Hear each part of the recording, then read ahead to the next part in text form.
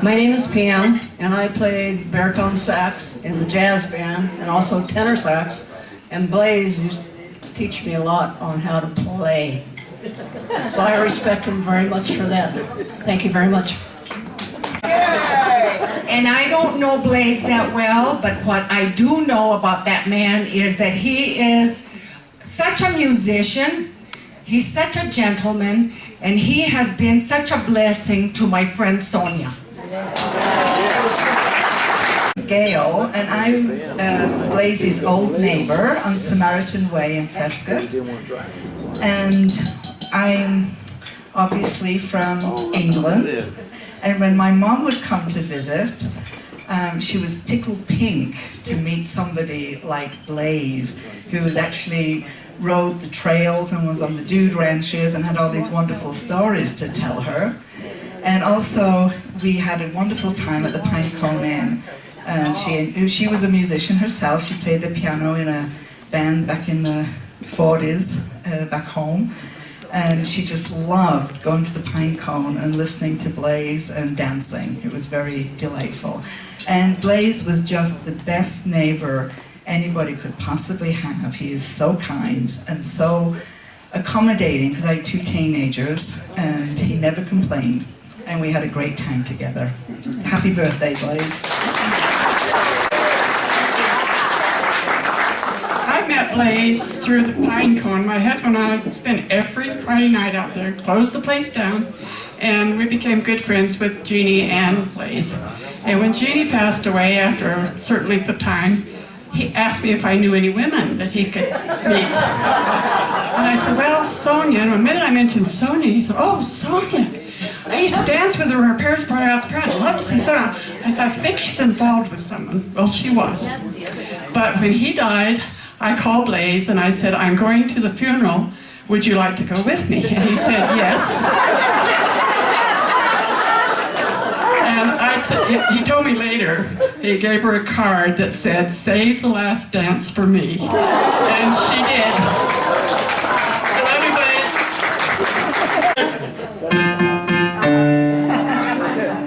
Okay, for those of you who were at Blais's trial, you know that I was his criminal defense attorney. I kept him out of jail. So anyway, on a serious note, I had the pleasure of spending every Sunday evening with Blais when he sang all the old songs from Roy Rogers' days, Happy Trails, etc. He knows songs, Blais knows songs all the way back to the 40s by memory. He's an incredible person. I hope that someday when I reach 90, if I do, that my memory is as good as Blais's. So, thank you, Blais, very much. You gave us many happy Sunday afternoons. Hi there. I'm Lou. I was married to Willie. I played with Blais for 27 years? 22 years at the Pinecone. Louder. I'm Lou. I'm the wife of Willie. Right here. That played,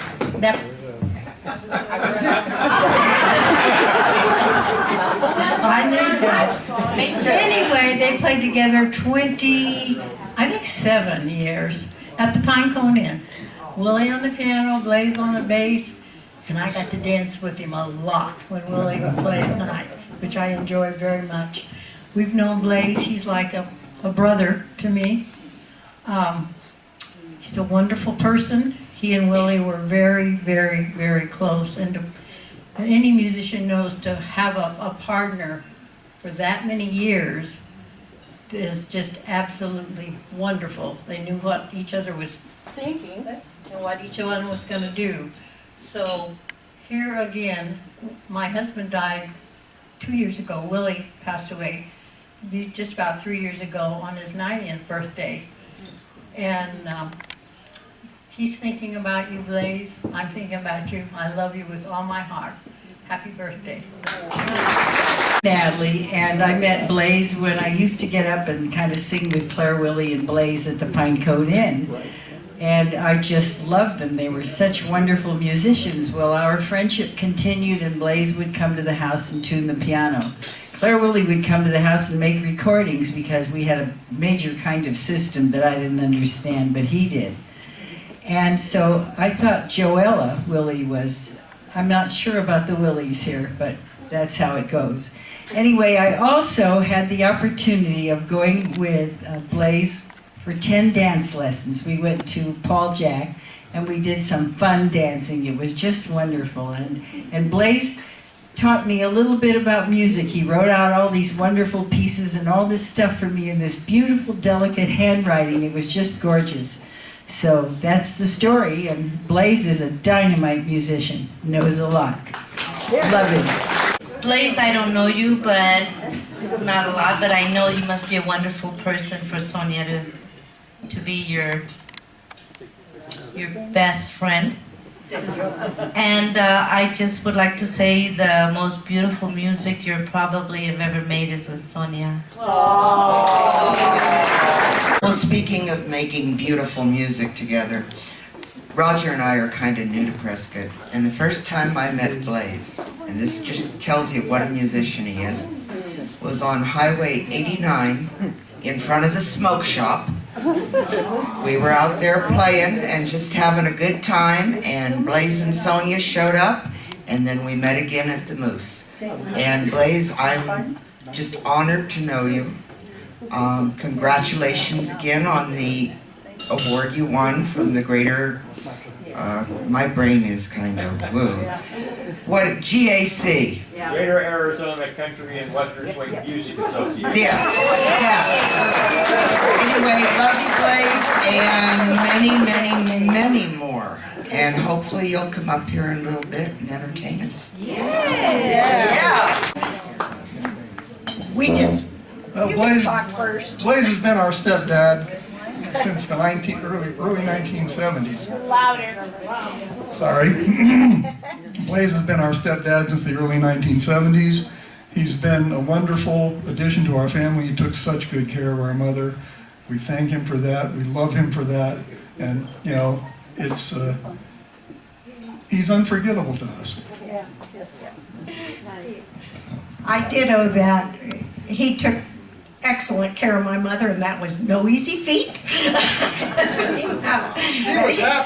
She was happy, and he has the patience of Job. And he is a wonderful man, and we are blessed to have him in our lives. And we will always appreciate you, Dad. We love you.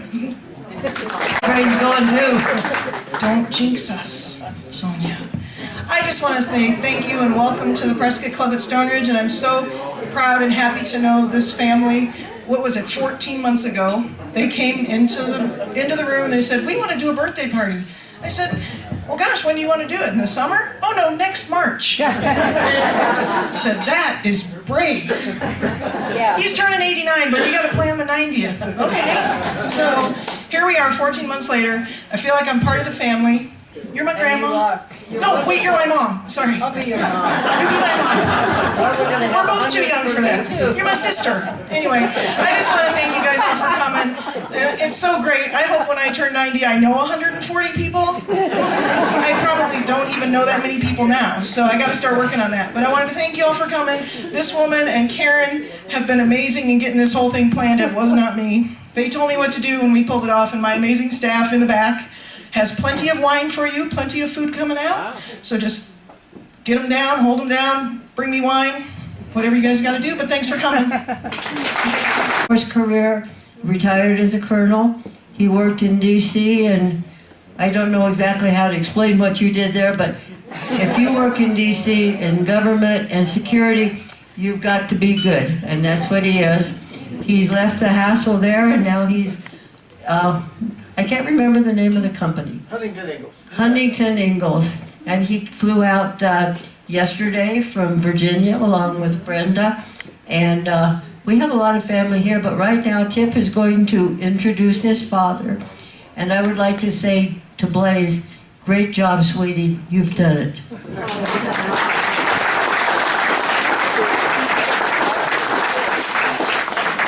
That's it. All right. I'm going to have a hard time I usually like to walk around when I speak, but I got to tell you, this is an unbelievable honor. And Sonia, thank you, and Dad, to be able to introduce you in front of this crowd of friends and family and folks that love you is beyond. I got to tell you, people ask me about my dad, and you know, nobody believes me when I say, well, yeah, he's turning 90, we're going out for his 90th birthday party, you know, and they're like, oh, wow. And I said, well, yeah, and he just moved in with his girlfriend a few years back. They're like, say what? Oh, yeah, and he plays in a band still, and you know, it's just absolutely typical. Last night, we went out to the Moose, and you know, of course, Sonia says, oh, we'll just go for 30 minutes. So yeah, about 3 hours later, we closed the place down, and the funny part was Dad and Sonia are ready to keep going. And they're like, okay, let's go to the Elks. And the kids, we're all there going, are you kidding me? We're exhausted. And so we got up this morning and said, you know, well, how was your evening last night? They're like, oh, well, you know, it was kind of, we came back early. So we sat around, drank wine, and, you know, ate popcorn until about midnight. So, okay. Yeah, so that's my dad, you know. I got to tell you, as you see here, to have 140, 50-ish people come out to show their love to somebody tells you everything you really need to know. But the fact is, he's a true superstar. He's a rock star. When I walk around, yeah.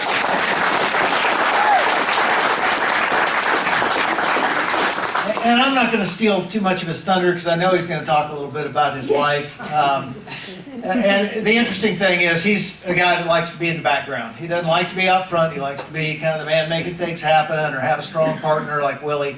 And yeah, that's what he says anyway. But that being said, the fact is, today's all about him. I would like to just kind of put this in perspective. And first off, I got to know, what are y'all putting in the water out here in Prescott? We got, what, 7 people above 90 here? That's rocket. That's amazing. But let's think about it for a minute and drop back to 1928 for a little perspective. 1928. That's 90 years ago. That was the last big year of the Roaring '20s. I mean, that was right before the crash, 29. Calvin Coolidge was the president. Wow. Up to that point, penicillin had not been invented. So penicillin was invented in 28. So were Rice Krispies, by the way, if anybody's trying. But Prohibition was in effect, so we'd all be in a little bit of trouble here. But that was the time where we had the flapper girls, Art Deco. You know, things were really happening. I mean, women were getting crazy, let me tell you. The skirts were coming up above the ankles. I mean, that was yeah. Crazy times. They were smoking cigarette, drinking alcohol. And I think, do we have any kids here? All right, they were talking about casual sex. Can you believe it? Yeah. Woo! So, yeah, it's crazy times. Stalin was in power, starting the first of his 5-year plans. Che Guevara was born. A guy named Chiang Kai-shek was starting a revolution over in China. There was this dude named Hitler that was a corporal in the army and getting things stirred up. You know, all that, 1928. And then, of course, there was Blais. Got born that year. A few things have happened since 28, as we all know. You know, a World War or two-ish. You know, we've been to the moon. Everything's gone digital. By the way, speaking of digital, I heard, Dad, about your kind of pickup line there. There's a thing today, you guys younger will help him out, Match.com, okay? So, you know, sending, go picking up people at funerals, I don't know. That's a better way. It worked, I can't, yeah. But, you know, you all know, the Country Music Hall of Famer, that's something else you can't just say lightly. You know about the music, what he's done. There's a lot of things you may not know and he probably won't talk about. What strikes me, you know, everybody would think you were born and raised in the Old West, but, you know, like that famous commercial for salsa in New York City, yeah, he's from back east. Yeah, which is kind of funny because I was born out west and now I'm back east. What's up with that? But that being said, adventurer, sailed around the world as a young man.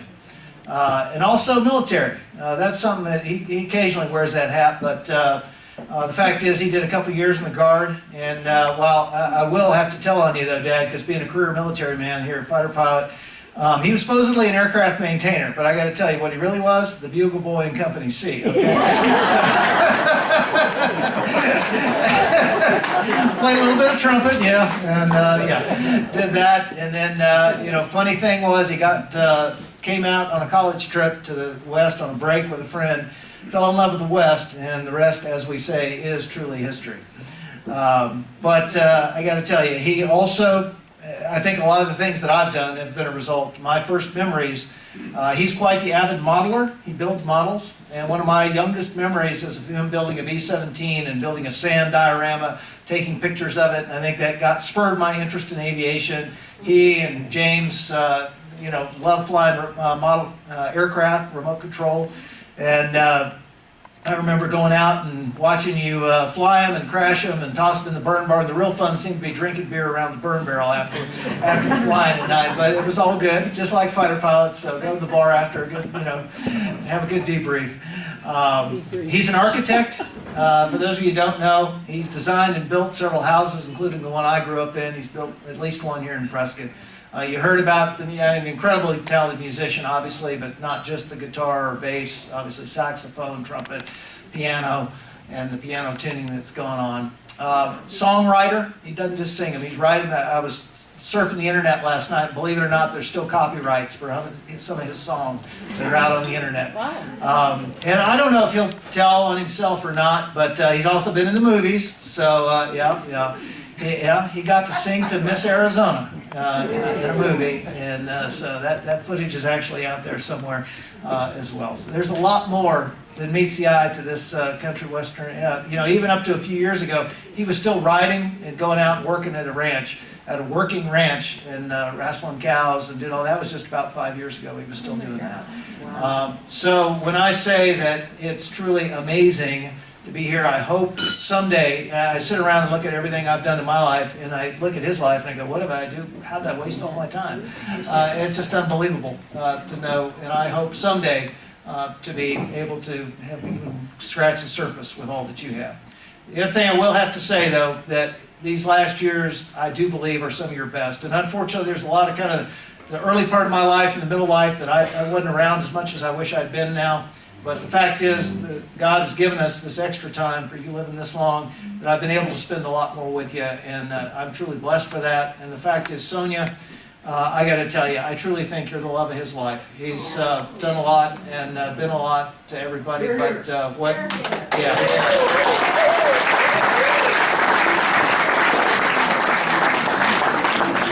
to watch these two, I'm convinced that we will have that 100th birthday party, and I think they're living for each other, and I'm so happy and proud to be able to introduce the man with no first name. If you didn't know that, his first name is an initial, S, Blais White. But Dad, come on down and take a bow.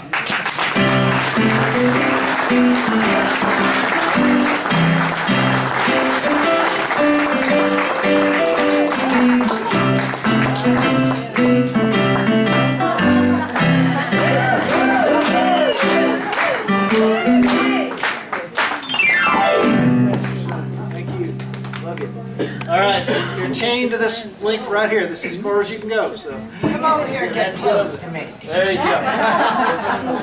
1, 2, how's that sound, Denise? It Okay. sounds good. You tell me when you're ready. Welcome, everybody. This is a shock, I tell you. I see people, I see new friends, I see old friends, faithful friends, and I see people in my extended family from Washington, up in the northwest corner of our country. I see a granddaughter here from Portland, Oregon, and then from Arizona. I have a son drove up today from Globe, and way back on the East Coast, would you believe it? From Hampton, Virginia, my other son and his friend Brenda. Now, I tell you, that is one heck of a tribute.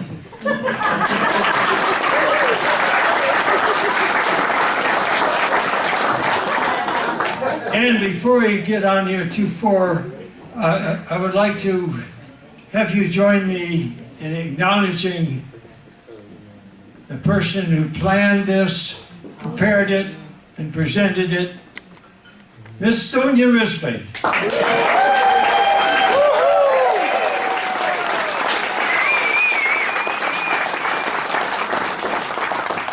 And she kept almost all of it a secret until just a few weeks ago. And I said, how come you're on the telephone so much, honey? Oh, I just had a few details to take care of. What?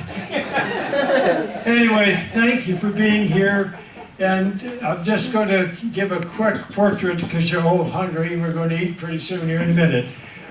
I was born, this will shock you, in Springfield, Massachusetts. And I was the grandson of a congregational preacher. How about that? And I tell you, after a few years in elementary school, I developed a speech impairment. I couldn't talk very well. I got scared if I was up to a group or my schoolmates or anything. But I'll tell you, things were different back there. My school friends were in full support of me. The first time I completed a book report, I was shocked. The whole class stood up and clapped. But anyway, I went on, and after reaching the age of 25, doing my little share of the military, I decided to say goodbye to New England. And I had a dream that I had to fulfill. Well, everybody has a dream, but this was an honest to goodness dream, and I blame it all on my mother because she loved horses. She'd take me lots to Western music, movies, you know, and she'd always say, oh, look, boy dear, look at the horses. Aren't they pretty horses? I'd say, how did you know they're pretty horses, Mother? Have you ever been up? Oh, well, she loved them at a distance. But anyway, what I would like to just touch briefly upon, I was interested in the West. I wanted to go west, and you know what? My dream was to be a rancher and a cowboy. Wow. Now, I tell you, you can't just learn to be there. You have to be one. So I applied to a ranch called the Sea Lazy U. I corresponded. It was the first one that replied to me and said, yes, we could use a handyman. Be there the 1st of April of such and such a day and check in.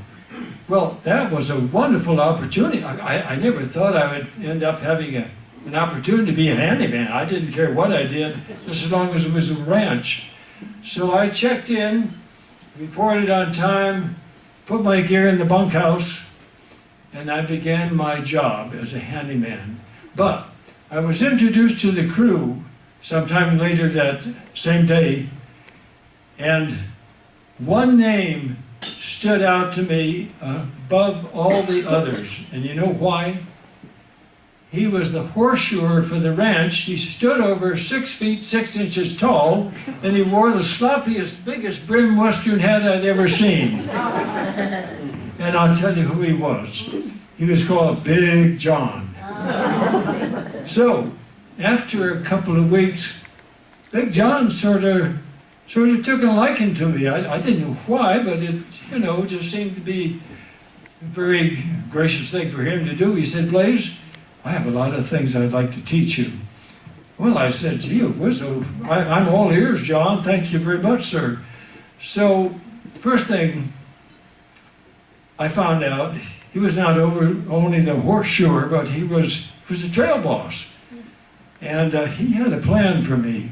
He said, Blais, I want to teach you the basics of shoeing a horse. Oh, I thought, good heavens, I hope I don't have to do too much of that. But anyway, on from that, he taught me how to soap a saddle properly, in the proper order. We had a whole saddle rack full of saddles out there, and I want you to go ahead and I want you to soap them. Gee, I was there half a day. But anyway, he said, aside from that, I want you to know how to throw a diamond hitch on a pack saddle. Diamond hitch? Boy, that sounded pretty expensive. But anyway, so he told me. I soon found out he was grooming me to be tail end Charlie on the pack trips. I would lead the pack horse. He had to mess with him. He wasn't any fool, so he did groom me for that. And we had a lot of pack trips together. And the Sea Lazy U was a working ranch. They had a small herd of cattle, but they also took on a few paying guests in the summertime because it was a lovely place for some of the people to take a vacation. So pretty soon, by the end of the summer, I had learned so much from Big John. I had graduated to horse wrangler. Now that's pretty good from just a raw recruit who was a handyman, but I loved it. And John was responsible for my progress, and he and I ended this summer together. It's a short season in the Colorado Rockies. By the early September, the snow starts to fall.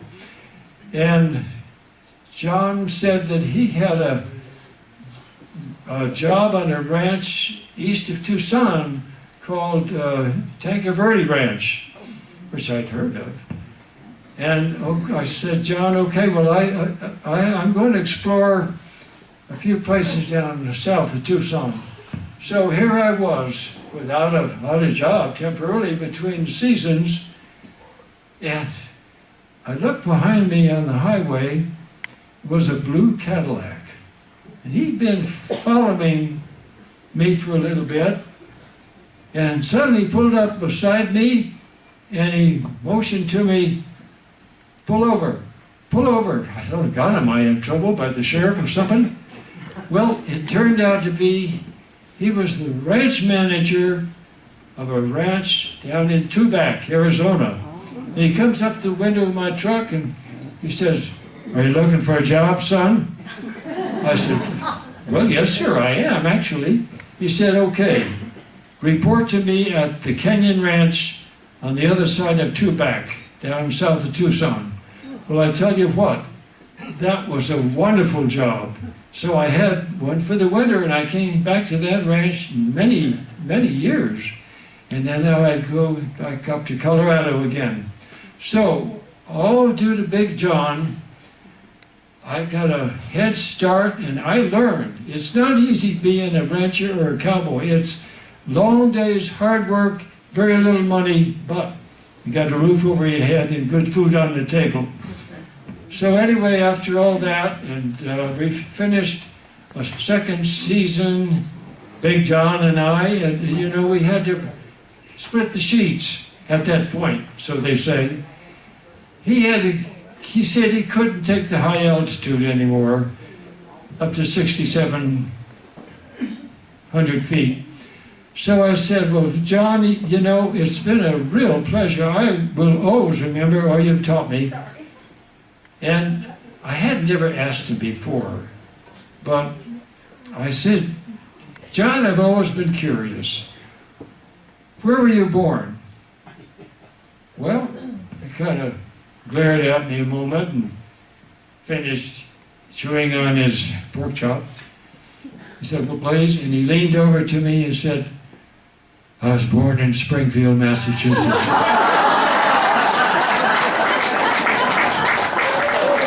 It's been a hell of a ride, folks, and thank you so much for being here, and enjoy your dinner. Make the world go big.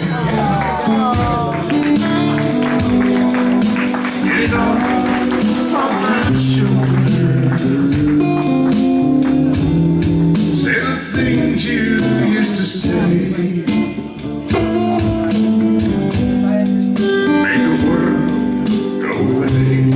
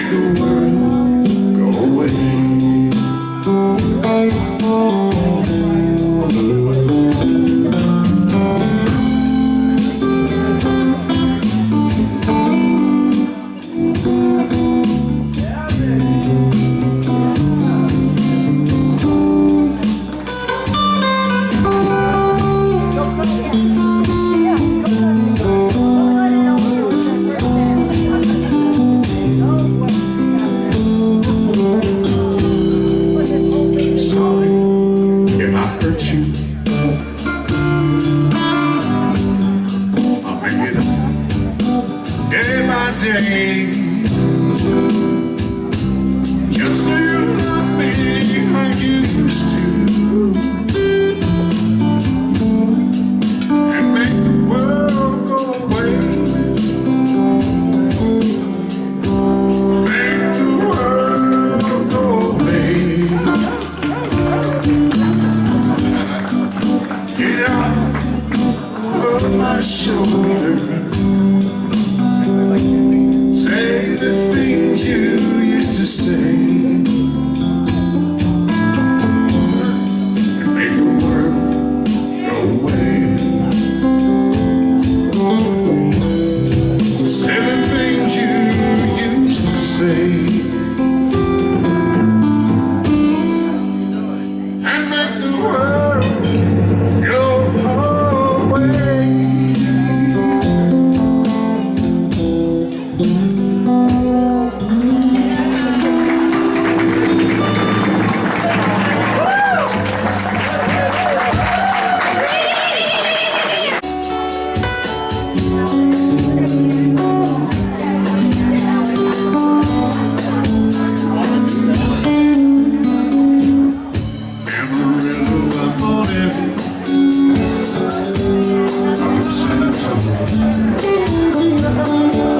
Everything that I've got is just what I've got.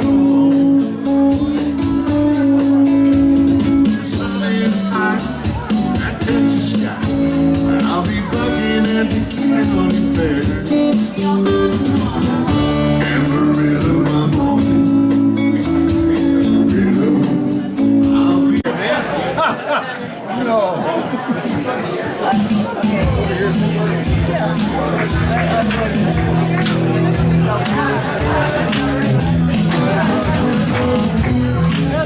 Sorry, gotta go.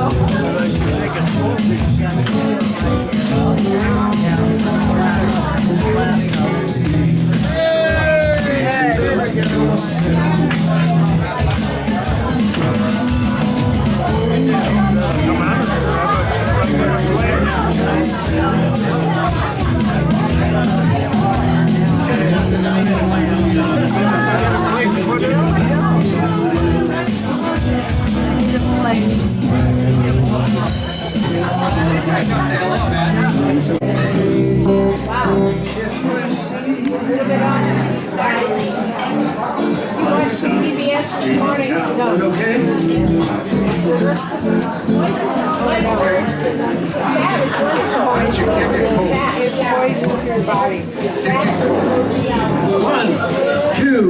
One, two, three.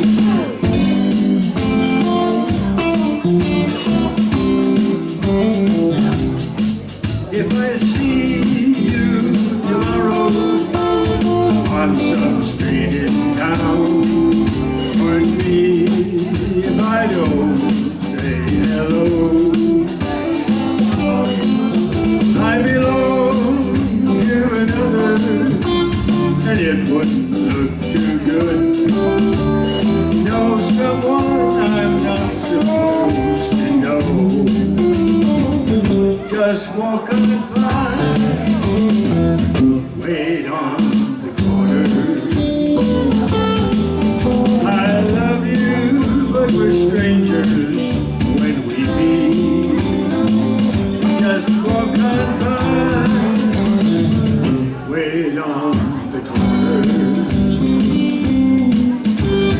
I love you, but we're strangers when we meet.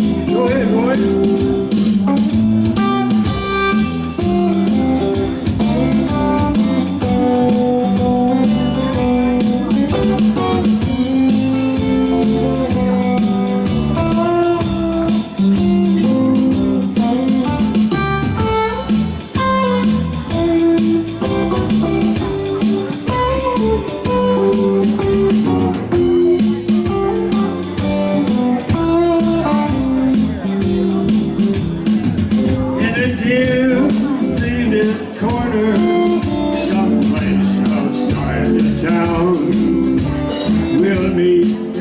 trying to say goodbye again. But I know it's not over. I'll call tomorrow night. I can't let you go, so why pretend? Just walk on by, wait on the corner. I love you, but we're strangers when we meet. Just walk on by.